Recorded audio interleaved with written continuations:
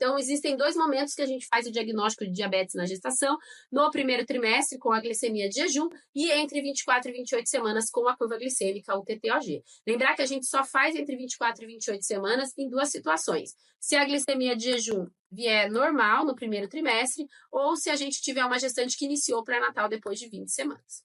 A hemoglobina glicada não faz o diagnóstico de diabetes na gestação. Então, se a paciente iniciou pré-natal antes de 20 semanas, a gente vai fazer uma glicemia de jejum.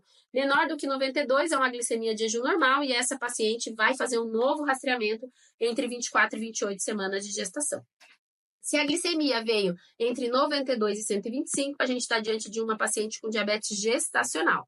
Se a paciente apresentar glicemia de jejum maior ou igual a 126, a gente está diante de uma gestante com diabetes prévia à gestação, que foi diagnosticado na gestação. Vocês vão ver que é importante a gente saber diferenciar diabetes gestacional de diabetes prévia à gestação, porque o tratamento é diferente. Se o início do pré-natal for a partir de 20 semanas, ou a paciente apresentar glicemia de jejum normal no primeiro trimestre, a gente vai fazer a curva glicêmica entre 24 e 28 semanas.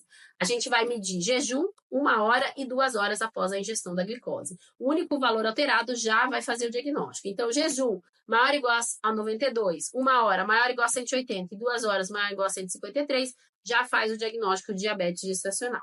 Jejum maior ou igual a 126, 2 horas maior ou igual a 200, a gente faz o diagnóstico de diabetes prévio à gestação, que foi diagnosticado na gestação.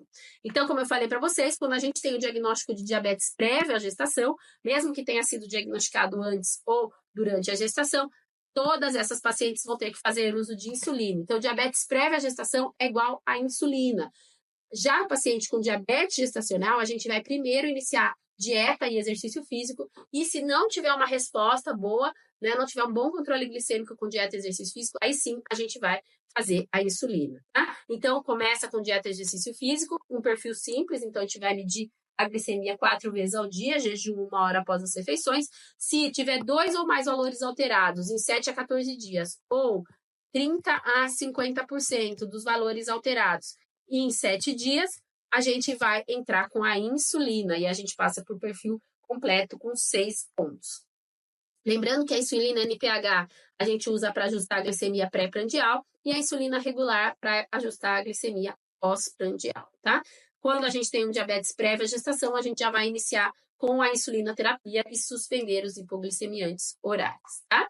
E pós-parto, como que a gente vai fazer? Então, para paciente com diabetes gestacional, a gente vai ter que fazer um teste oral de tolerância à glicose 6 semanas após o parto, para a gente saber se essa paciente só tinha mesmo diabetes gestacional ou se ela evoluiu para um diabetes tipo 2, por exemplo, tá? E aí, a gente vai avaliar 2 pontos nessa curva, jejum e 2 horas. Se o jejum for menor que 100 e 2 horas menor que 140, a gente está diante de uma glicemia de jejum normal. Jejum entre 100 e 125, a gente está diante de uma glicemia de jejum alterada.